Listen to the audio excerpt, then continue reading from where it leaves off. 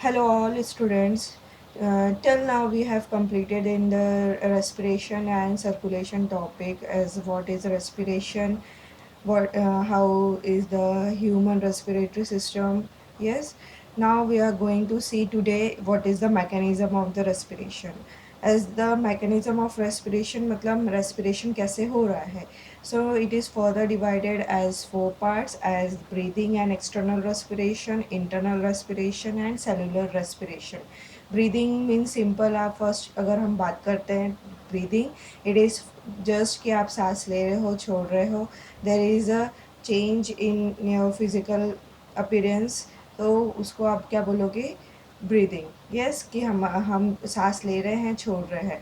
But ये जो process हो रही है ये दिखाई सामने एकदम दिखाई नहीं देता है कि हम बहुत सांस ले रहे हैं छोड़ रहे हैं. ये हमारी नॉर्मल प्रोसेस होती है. यस लाइक बहुत जब हम कभी एक्सरसाइज करते हैं या प्राणायाम करते हैं तब हमें समझता है या सामने वाले को हम देख पाते हैं कि यस ही इज़ ब्रीदिंग, वो सांस ले रहा है या नहीं ले रहा है. Yes so it is the आप बोल सकते हैं इज़ अ फिजिकली हमें समझ में आ रहा है. यस अब नेक्स्ट जो है that is the external breathing. External breathing में हम देखेंगे कि एक्सचेंज ऑफ गैसेज जो है गैस है वो कैसे हो रही है.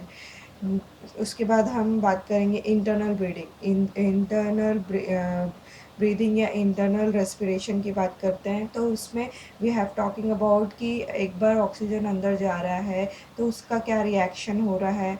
CO2 बाहर आ रहा है तो उससे क्या रिएक्शन हो रहा है. ये सारे रिएक्शंस के बारे में we have talk in the internal respiration. फिर उसके बाद हम सेलुलर रेस्पिरेशन में बात करेंगे कि how the ATP is generated, so that come under the cellular respiration. So today we have to complete breathing and external respiration. Okay, so in breathing what happened, we are just taking air and exerting air outside. Yes, so लेना it is inspiration and सांस को छोड़ना it is the expiration.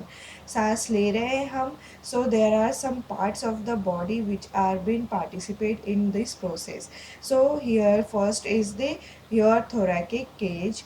जो हमने बात की जैसे कि it is the कि जो आपका जो thorax या आपका जो rib है, rib is the जो आपकी पसलियाँ है, दैट पसलियाँ उसके अंदर का जो पार्ट है that is the thoracic cage. Yes, so this is the thoracic cage. Yes, we call this is a thoracic cage. Yes, these are the ribs and this is the sternum part and this is the diaphragm. Yes, so अब यहाँ पे अगर हम देख रहे हैं the orange part is the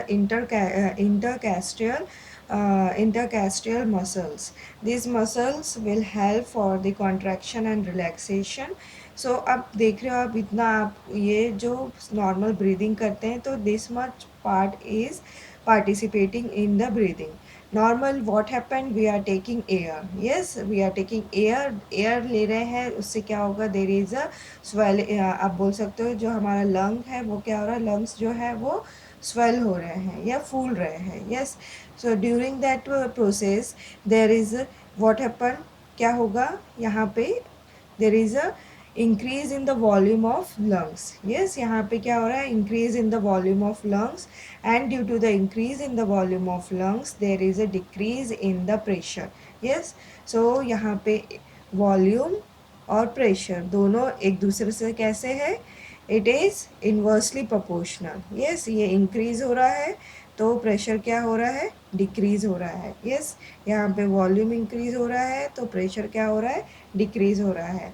अब हमने एयर ली तो जो इंटरकैस्टियल मसल्स है इट विल कॉन्ट्रैक्ट, वो उसमें आप बोल सकते हो प्रेशर पड़ता है या no, not regarding that pressure, मतलब उसमें कॉन्ट्रैक्शन होगा. कॉन्ट्रैक्शन हो रहा है मतलब फिर क्या होगा, उससे रिब्स एंड आपका जो स्टर्नम पार्ट है, this lungs part, it will swell. Yes, उसके कारण क्या होगा, द डायफ्राम विल ये फ्लैट हो जाएगा और ये डोम शेप से फ्लैट हो जाएगा. Yes, so there is a change in physical appearance of the body. Yes, in expiration what happen, हम सांस को बाहर छोड़ रहे हैं, एक्सक्यूज मी, सांस को बाहर छोड़ रहे हैं, जिससे क्या होगा, there is a contraction in the muscles, muscles में कॉन्ट्रैक्ट हो रहा है, तो इंटर कैस्ट्रियल जो मसल्स है, दिस विल ये क्या हो गया, रिलैक्स हो रही है इसमें कोई भी, क्योंकि मसल्स और जो भी रिपकेज है ये क्या हो रहा है, कॉन्ट्रैक्ट हो जा रहा है, तो ये मसल्स क्या हो जा रही है, अपने नॉर्मल पोजीशन पे आ रही है, इसमें कोई चेंज नहीं हो रहा है, ये रिलैक्स हो जा रही है। Yes, so there is a volume, इसका क्या हो जाएगा, यहाँ पे volume will decrease and pressure will increase, due to increase in pressure there is a, आप क्या होगा, ये जो डायफ्राम है it will move upward and take a dome position. Yes, so यहाँ पे क्या मेन पार्ट प्ले कर रहा है, यहाँ पे जो this is the rib cage, thoracic cage या रिब केज है जो पार्टिसिपेट कर रहा है, डायफ्राम है जो पार्टिसिपेट कर रहा है in this insertion and expiration, ये दोनों प्रोसेस में देयर इज़ अ फिजिकल, आपको ये दिखाई दे रहा है। यस, कि एयर अंदर आ रही है, एयर बाहर जा रही है, और ये जो फुल प्रोसेस है that is inspiration and expiration, we called as a one breath, हम सांस लेना और छोड़ना, इसी को हम क्या बोलते हैं, एक ब्रीथ को हम डिफाइन करेंगे। Okay, so see कि respiration is a biological process involve the exchange of gases between the atmosphere and lungs. It results in formation of ATP. It includes the following process. So respiration is a biological process and it is the exchange of gases between the atmosphere and the lungs, and it result in the formation of ATP. Okay, so here the following process, first is the breathing, second is external respiration, third is internal respiration, fourth is cellular respiration. अब जब हमने बात की breathing की, start करते हैं। So start with breathing, it is a physical process. Yes, it is a physical process by which the gaseous exchange take place between the atmosphere and the lungs. It involves inspiration and expiration. Both these steps involve the following, involves the parts of thoracic cage, ribs, sternum, intercostal muscles and muscles of diaphragm. इतना जो आप बोल सकते part है participate कर रहे हैं during the breathing. Inspiration. During inspiration, the atmospheric air is taken into the lungs and it occurs due to the pressure gradient formed between the lungs and the atmosphere. It is the active process in which the diaphragm become flat. Yes, जैसे हम सांस लेंगे हमारा lungs फूलेगा, thoracic cage ये फूल जाएगा, जिसके कारण क्या होगा, डायफ्राम जो है वो नीचे की तरफ हो जाएगा, वो सपाट हो जाएगा, प्लेन हो जाएगा। Yes, so it become flat and go downward, and the external intercostal muscle contract, so the ribs and sternum move upward and outward. Yes, वो उसमें कॉन्ट्रैक्शन होगा इंटरकैस्ट्रियल मसल्स में, जैसे ऑरेंज कलर इंटरकैस्ट्रियल मसल्स है, इनमें क्या होगा, कॉन्ट्रैक्शन होगा, जिसके कारण देर is a upward and outward movement in the muscle in the lungs. Okay, this lead to an increase in the thoracic volume. अब इसके कारण क्या होगा, thoracic volume increase होगा and decrease in pressure of thorax and the lungs. Yes, to equalize the low pressure inside the lung, air from the atmosphere rush into lungs and is called inspiration. Yes, इसके कारण क्या हो रहा है, low pressure यहाँ पे generate हो जाएगा, लो प्रेशर जनरेट होने से the air, low pressure generated inside the lungs and air from the atmosphere rush into the lungs, और जिसके कारण क्या होगा, बाहर से जो एयर है it will goes into the lungs, and this process is called the inspiration. During expiration क्या हो रहा है, during expiration the thorax contract causing air to exhale. जो thorax ये क्या ये this is the thorax, ये जो rib cage है it will contract, ये कॉन्ट्रैक्ट हो रहा है। कॉन्ट्रैक्ट होने के कारण क्या हो रहा है, जो भी गैस थी वो एयर थी वो बाहर की तरफ निकल रही है, बाहर निकल रही है। During this it become the diaphragm relax and it push upward. इससे क्या हो रहा है, डायफ्राम रिलैक्स हो रहा है और ये ऊपर की तरफ आ जाएगा। It become dome shape. The intercostal muscle also relax pulling the ribcage inward and downward. This cause decrease in thoracic volume, जिसके कारण थोरैकिक वॉल्यूम डिक्रीज हो जाएगा and it leads to increase in the pressure in the thorax and the lungs can as compared to the atmospheric pressure, जिसके कारण क्या होगा, यहाँ पे जो प्रेशर है वो कम हो, प्रेशर जो है वो क्या हो रहा है, यहाँ पे इंक्रीज होगा। प्रेशर इंक्रीज होने के कारण क्या होगा, जो भी गैस है वो बाहर निकल जाएगी और as compare to the atmosphere से यहाँ पे क्या हो जाएगा, प्रेशर जो है वो बढ़ जाएगा, जिसके कारण the air will move upward, air बाहर की तरफ निकल जाएगी। So the air from the lungs rush out. This is the expiration. One inspiration and one expiration is one breath. So एक बार सांस को लेना और निकालना we call it as one breath. So till now we have completed what is the simple method of breathing. Yes, next we see what is the external respiration. अब external respiration में क्या हो रहा है, it is the exchange of gas. तो यहाँ पे exchange of gas हो रहा है। Gas means carbon dioxide and oxygen. अब हम बात करेंगे कि कैसे हार्ट से जो हमारा ब्लड है वो लंग्स में जाता है। लंग्स में इट विल प्यूरिफाई और प्यूरिफाई होने के बाद फिर से वो प्यूरिफाइड ब्लड हार्ट में आता है and from the heart it will goes to the different cells and from the different cells it will give their oxygen and वहाँ से क्या लेगा, CO2 लेते जाएगा and this CO2 again comes to the heart for the heart and from this heart it again goes to the lungs. So this is a cyclic process और इसमें जो main part हो रहा है जहाँ पे एक्सचेंज ऑफ गैस हो रही है, that is the part in the lungs. Yes, lungs में हो रहा है और दूसरा it is in the cells. अब अगर हम एक डायग्राम से अंडरस्टैंड करें तो see here, this is the heart. Okay, this is heart.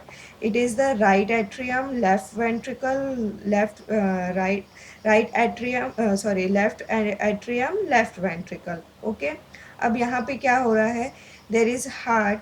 अब ये जो हार्ट है, हार्ट में आप देखोगे कि डीऑक्सीजनेटेड ब्लड जो है ये कहाँ से आता है, it comes from the when. Yes, it is come from the superior vena cava, inferior vena cava.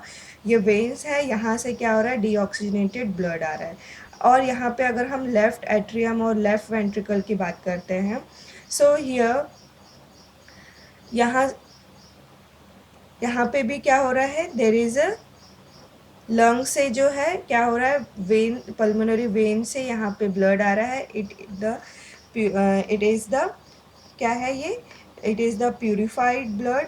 Yes, ये प्यूरिफाइड ब्लड है जो लंग्स से आ रहा है, कहाँ पे, हार्ट में, लेफ्ट एट्रियम में एंड इट लेफ्ट एट्रियम से ये कहाँ जा रहा है, left ventricle and from this left ventricle this oxygenated blood will goes to the different arteries के थ्रू ये कहाँ जा रहा है, from the arteries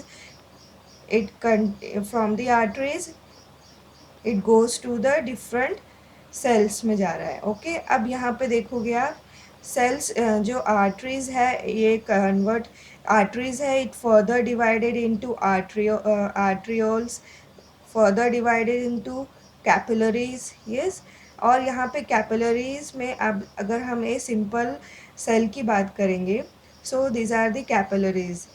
सो जो artery है, artery it converted into smaller, large artery converted into smaller arteries and from these smaller arteries the blood will goes to the capillaries and here the capillary there is a exchange of, क्या हो रहा है यहाँ पे, gas, यहाँ पे blood है तो ब्लड में आप देखोगे हार्मोन्स आ सकते हैं, न्यूट्रिएंट्स आ सकते हैं, ये सारा एक्सचेंज यहाँ पे हो रहा है। ओके, और ये जो कैपिलरीज है ये फिर से यहाँ पे फिर से मिलेगी, ये जो डिवाइड हुई थी ये फिर से मिल रही है और फिर क्या बना रही है, वेन्स बना रही है।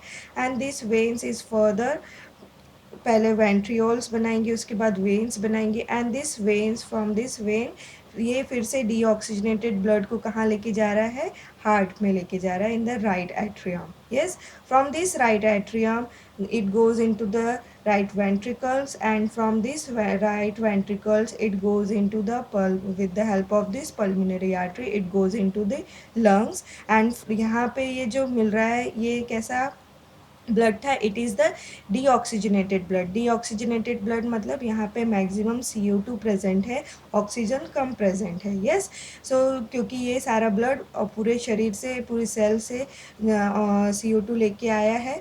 यस, सो यहाँ पे जो भी ब्लड रहेगा it is deoxygenated, and this deoxygenated blood is carried out this by this pulmonary artery, and this artery will take this deoxygenated blood into the lungs. ये कहाँ लेके जा रहे हैं, लंग्स में लेके जा रहे हैं। अब लंग्स में लेके जाने के बाद it is further divide into, artery is further divided into arterioles, yes, and it further divided into the, it is further divided into the capillaries। yes, और ये जो, और आप हमको पता है, हमने लंग्स के बारे में भी पढ़ा कि लंग्स भी bronchioles, secondary and tertiary bronchioles में कन्वर्ट होता है। yes, डिवाइड होते जाता है। Then it is the alveoli, last में that is the alveoli. So अब यहाँ पे क्या हो रहा है, there is a exchange of gas, मतलब यहाँ पे एल्वेलाई है, एल्वेलाई के ऊपर क्या हो रहा है, सारे ब्लड कैपिलरीज उसको आके वहाँ पे उन्होंने एक जाल की तरह फॉर्म कर लिया है, और वहाँ पे क्या होगा, there is a exchange of gas होगा। Yes, understand from this diagram. अब यहाँ पे क्या हुआ है, this is green colour, sorry blue colour जो आपको दिख रहा है it is the pulmonary artery, और जो रेड कलर का दिख रहा है ये it is the pulmonary vein जो वापस हार्ट की तरफ आया। अब ये जो पल्मोनरी आर्टरी है ये कहाँ से आई है, हार्ट से आई है, डीऑक्सीजनेटेड ब्लड लेके आई है, इसीलिए ये ब्लू कलर का दिख रहा है। यस, अब ये कहाँ पे पहुँची, it further divided into small capillaries. Artery जो है ये कैपिलरीज में फर्दर डिवाइड हुई, और ये this is the diagram of bronchioles, या आप बोल सकते हैं एल्वियोली का ये डायग्राम है। अब दिस यहाँ डायग्राम में हम क्या देख रहे हैं कि सारी alveoli it is surrounded by the, आप it is surrounded by the small small capillaries. Yes, it is surrounded by small capillaries, so here the arteries is further divided into capillaries, and here these capillaries it is the further divided. ये इतना thin होता है, बहुत उसकी जो wall होती है बहुत थिन होती है, आर्टियोल की वॉल बहुत थिन होती है, एल्वेलाई की वॉल जो है वो बहुत थिन होती है। अब एल्वेलाई के ऊपर सारी कैपिलरीज ने क्या बना लिया है, जाल बना लिया है। Now there is a exchange of gas, so it is by the process of diffusion, it is the process of diffusion. अब आपको पता है diffusion is the process in which the molecules will travel from high concentration से to the low concentration की तरफ जाता है। Yes, सब अब क्या हो रहा है, यहाँ पे जो पल्मोनरी आर्टरी है इसमें क्या प्रेजेंट है, मैक्सिमम अमाउंट में CO2 प्रेजेंट है, और जो एल्वुलाई है, एल्वुलाई में क्या प्रेजेंट है, मैक्सिमम अमाउंट में ऑक्सीजन प्रेजेंट है।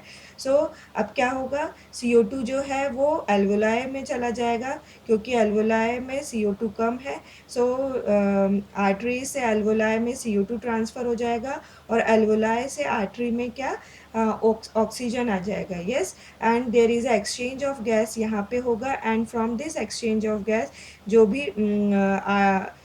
वेन्स, आर्टरीज आई थी, आर्टरीज से कैपिलरीज, कैपिलरी से फर्दर जो भी blood है it will goes into this, it will goes into the pulmonary vein, and this pulmonary vein is again goes into the, it goes into the heart। yes, so heart में ये कैसा blood रहेगा, it contain the oxygenated blood.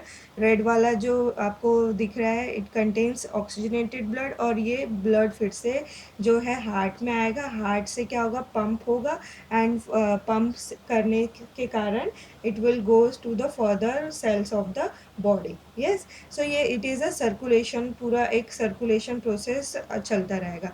सो अब हम ये diagram से हमें क्या समझा कि यहाँ पे क्या हुआ, it is the diagram of alveoli. यहाँ पे veins, artery I, pulmonary artery from the heart, it contain deoxygenated blood, and from this it exchange of gas taking place between the capillaries and the alveoli. Capillary में CO2 ज़्यादा रहेगा, alveoli में कम रहेगा, इसीलिए जो भी CO2 एल्वोलाई में present था इट गोज इनटू द जो भी CO2 कैपिलरीज में प्रेजेंट था it goes into the alveoli, and oxygen जो एल्वोलाई में प्रेजेंट था it goes into the capillaries, and it oxygenated capillaries it further छोटी बड़ी होते होते होते यहाँ पे वेन्स बन जाएंगी, and this when further goes into the heart. So this is the mechanism how the exchange of gas is taking place. It is by the process of diffusion. Diffusion में हमेशा हमेशा हाई कॉन्सेंट्रेशन से लो concentration की तरफ जाता है। Yes, so it can easily understand by the diagram which is given in your book। क्या हो रहा है, this is the diagram.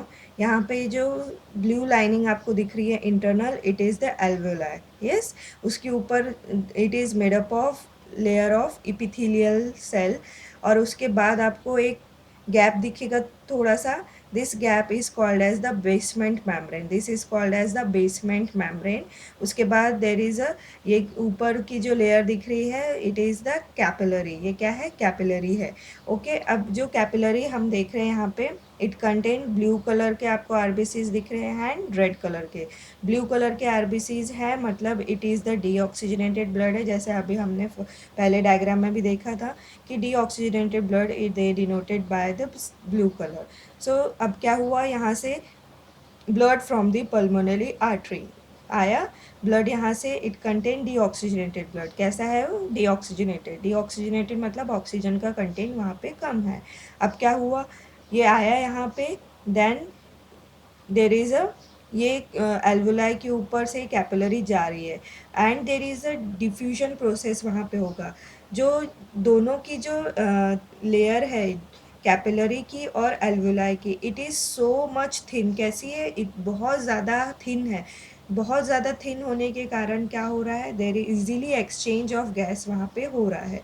Okay, अब क्या होगा, यहाँ पे CO2 का कंटेंट ज़्यादा है और यहाँ पे CO2 का कंटेंट कम है। So the CO2 molecule will travel from high concentration to the low concentration की तरफ जाएगा। सो इससे क्या होगा, जो भी CO2 है वो यहाँ से एल्वोलाई में चला जाएगा।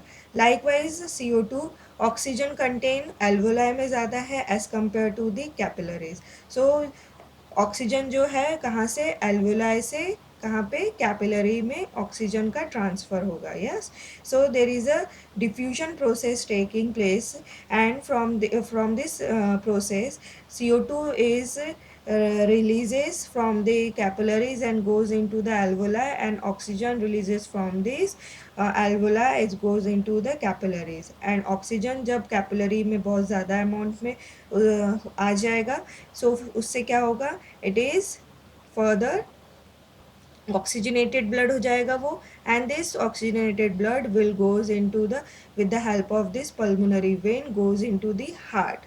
Okay, and from the heart it will further distributed to all over the cells of the body। Okay, so this is the normal process which is taking place during the exchange of gases। So here all the an alveolus consists of layer of simple aquamous epithelial resting on the basement membrane। yes, हमने देखा कि एक simple epithelial layer है, squamous epithelial layer, वो किसके ऊपर, basement के ऊपर, उसके ऊपर वो है, and it is intimately associated with dense network of capillaries। is dense network of capillaries है वहाँ पे, यस, फर्दर अगर हम इसको देखते हैं, स्टडी करते हैं, तो this is the alveoli. Alveoli है, एल्वोलाई में ये जो उसकी लेयर है, it is made up of epithelial. Then second जो दिख रही है, it is the basement membrane. And उसके बाद आप देखोगे it is the capillary. Yes, ये कैपिलरी, और दिस इज़ द आरबीसीज। ये सारे आरबीसीज रहेंगे। सो पहले यहाँ पे जो लेयर है, इट इज़ द एल्वोलाई की लेयर, एपिथेलियल लेयर है। इसके बाद बेसमेंट, दैन फर्दर कैपिलरी की लेयर स्टार्ट होती है। So this layers are very much thin, जिसके कारण वहाँ पे इजीली एक्सचेंज ऑफ गैस हो सकता है। So it is intimately associated with the dense network of capillaries, and the capillary wall is made up of simple squamous epithelial resting on the thin basement membrane. Yes, both the layers have similar structure and are thin walled. Yes, this is very much important.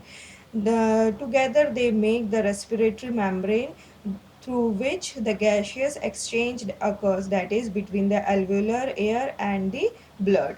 Okay, diffusion of gases take place from an area of high pressure partial pressure to a area of low partial pressure until the partial pressure in the two region reaches the equilibrium. Yes, diffusion तब तक होता रहेगा जब तक equilibrium ना हो।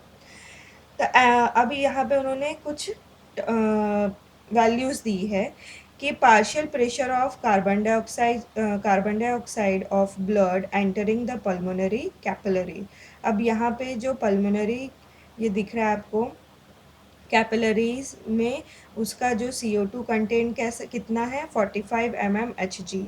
Yes, while the pressure partial pressure of carbon dioxide in alveolar air is 40 mmHg। अब capillary में ज़्यादा है, एल्वोलाई में कम है। सो ऑब्वियस है कि जो CO2 it will travel from higher concentration to the lower concentration. Due to this difference the carbon dioxide diffuse from capillaries to the into the alveolus. Yes, similarly the partial pressure of oxygen of blood in pulmonary capillaries is 40 mmHg। अब अगर oxygen की बात करते हैं तो pulmonary capillary में जो oxygen content था वो कितना था, 40 mmHg यहाँ पे। Yes, while in alveolar blood it is 104 mmHg। अब एल्वियोलर में कितना था, 104 mmHg इतना प्रेशर था। सो ऑब्वियस है यहाँ पे ज़्यादा है एल्वियोलाई में, तो due to the difference oxygen diffuse from alveoli to the capillaries. Yes, so from alveoli to capillary यहाँ पे ट्रांसफ़र होगा oxygen. So this is the simple process. Because of this, the exchange of gas taking place between the alveoli and the capillaries. Okay, now there are different terms which are used in this, that is what is pulmonary volumes and capacities. Yes, so let's see, यहाँ तक हमने देख लिया कि कैसे exchange of gas हो रहा है between the alveolar and the capillary. अब हम जो कुछ टर्म्स की बातें करेंगे। यस, नाउ टर्म्स, नाउ अब हम बात करेंगे कुछ टर्म्स जो नॉर्मली यूज़ की जाती है। सो इन टर्म्स में इसको सीधे अगर हम इस डायग्राम से स्टडी करते हैं, सो नॉर्मल हम जो एयर ले रहे हैं, it is the denoted by these waves, it is called as tidal waves. yes, ये एक वेव की तरह दिख रहा है आपको, इसीलिए इसको क्या बोला है, टाइडल वेव। अब अगर हम उससे कुछ ज़्यादा अमाउंट में कुछ लेते हैं, सांस लेते हैं, ज़्यादा अमाउंट में हमने सांस ली। यस, नॉर्मली तो हम सांस लेते हैं, that is our tidal volume जो हम नॉर्मल यूज़ कर रहे हैं। यस, हम सांस लेते हैं, हमें दिखाई नहीं देता है, हम महसूस नहीं करते, but we are taking the air. Yes, this is our normal tidal volume. But हम जब कभी लंबी सांस लेते हैं, इट इज़ द IRV, और जब हम उसको छोड़ते हैं लंबी सांस को, दैट इज़ ERV। यस, और उसके बाद भी जब कुछ वॉल्यूम में हमारे एयर रह जाता है, it is called the reverse volume. Yes, reserve volume, it is the reserve volume. मतलब नॉर्मल हम जब सांस ले रहे हैं, it is called the tidal volume. Yes, जब कुछ ज़्यादा अमाउंट में हम एयर को लेते हैं, that is called as inspiratory reserve volume. और जब हम ज़्यादा अमाउंट में एयर को छोड़ते हैं, तो it is called as expiratory reserve volume, yes. और अगर उसके बाद भी हमारे लंग्स में कुछ ना कुछ एयर रिजर्व रहता है, that volume you called as the reserve volume, yes. So just we taking this definitions, that is tidal volume. It is the volume of air inspire and expire during normal breathing. हम जब कोई normal breathing ले रहे हैं तो it is उसको क्या बोलेंगे, tidal volume, yes. Then inspiratory reserve volume, the maximum volume of air or extra volume of air that is inspired during forced breathing in addition to TB. Its value is 2000 to 3000 ml. अगर normal breathing से हम कुछ ज़्यादा लेते हैं, that is called as inspiratory reserve volume. इसमें हमारा tidal volume भी रहेगा, उसके साथ दिस इंस्पिरेटरी रिजर्व वॉल्यूम रहेगा। Then expiratory reserve volume, it is the कि हम अपने नॉर्मल जो वॉल्यूम है उससे ज़्यादा कुछ अमाउंट में एयर को छोड़ रहे हैं, that is called as expiratory reserve volume. The maximum amount of maximum volume of air that is expire during forced breathing after normal expiration, it's called as expiratory reserve volume। उसके सबकी values दी हुई है यहाँ पे। Then dead space ऐसा कि जो आप बोल सकते हो गैशियस एक्सचेंज में काम नहीं आता है, जैसे कि the volume of air that is present in the respiratory tract from nose to the terminal bronchioles but not involve in the gaseous exchange. अब यहाँ पे जो गैशियस एक्सचेंज हो रहा है, ये प्रोसेस तो मेनली कहाँ हो रही है, एल्वेलाई में हो रही है। बट जब हम सांस ले रहे हैं, सो हमारे नाक से जो ब्रोंक्यूल तक हम सांस लेते वक्त जो एयर जा रहा है, that space you called as the dead space, जहाँ पे एक्सचेंज ऑफ गैसेस नहीं हो रहा है, yes. Volume of air that is present in the respiratory tract from nose to the terminal bronchial which do not participating in the gaseous exchange, it is the dead space। then residual volume, residual volume क्या है, जब हम normal सांस को लेके छोड़ दे और उसके बाद भी कुछ अमाउंट का हमारे बॉडी में एयर रह जाता है, that is the residual volume. The volume of air that remain in the lungs and dead space even after maximum expiration. ऐसे हम सांस छोड़ रहे हैं, उसके बाद भी कुछ अमाउंट में हमारे बॉडी में क्या है, वॉल्यूम अमाउंट में एयर रह जाती है, तो that is called as the residual volume, okay. Then ये सारे वॉल्यूम्स को मिला के जब कुछ आप बोलोगे मिलाने के बाद जो बनता है, इट इज़ द कैपेसिटी। सारे ही जब हम सांस ले रहे हैं, छोड़ रहे हैं, और ये सब को मिला के अगर हम कुछ बोले तो इट फॉर्म्स द कैपेसिटीज़। मतलब सांस को लेना, it is the inspiration reserve volume, सांस छोड़ना, it is the expiratory reserve volume, और ये उसको रोक के रखना, यस। बट ये सारी जो वॉल्यूम्स है, इनको जब हम अगर प्लस करते हैं या इनको जब हम देखेंगे इनका addition, so it called as our total lungs capacity, yes. The maximum amount of air that the lungs can hold after maximum forceful inspiration, it is called the total lung capacity। it is the combination of the reserve volume, it is the combination of reserve volume, expiratory reserve volume, then tidal volume, normal volume, then it is the inspiratory reserve volume। ये चारों का combination is the total lung capacity, okay। then here uh, maximum amount of air that can breathe out after maximum inspiration, it is the sum total of TB, IRV and ERV। सो हम सांस लेने के बाद जो हम maximum breathe out कर रहे हैं पूरी अमाउंट में, एक पूरा सांस लेने के बाद जो मैक्सिमम अमाउंट ऑफ कैपेसिटी हम ब्रीद आउट कर रहे हैं, that is the vital capacity, yes. The maximum amount of air that can breathe out after a maximum inspiration, एक बार पूरा सांस लेने के बाद जो maximum amount of water maximum amount of air हम बाहर निकाल रहे हैं, that we called as the vital capacity, sum total of TB, IRV and ERV, okay. यहाँ पे जो रिज़र्व वॉल्यूम था यहाँ पे रिज़र्व वॉल्यूम भी था, यहाँ पे वो रिज़र्व वॉल्यूम नहीं है। यस, यहाँ पे उसका वॉल्यूम को कम कर दिया गया है। Yes, this is the total lung capacity and vital capacity. These are the some terms which are normally asked in the exam. So read and इसको आप अच्छे से याद करो ताकि ये आपको एग्ज़ाम में भी पूछे, इससे एमसीक्यूज़ भी आते हैं, तो इसको आपको अच्छे से इन सभी टर्म्स को अच्छे से पढ़ना है। ओके, नेक्स्ट क्लास में we have to see internal respiration and what how the cellular respiration is taking place. Okay.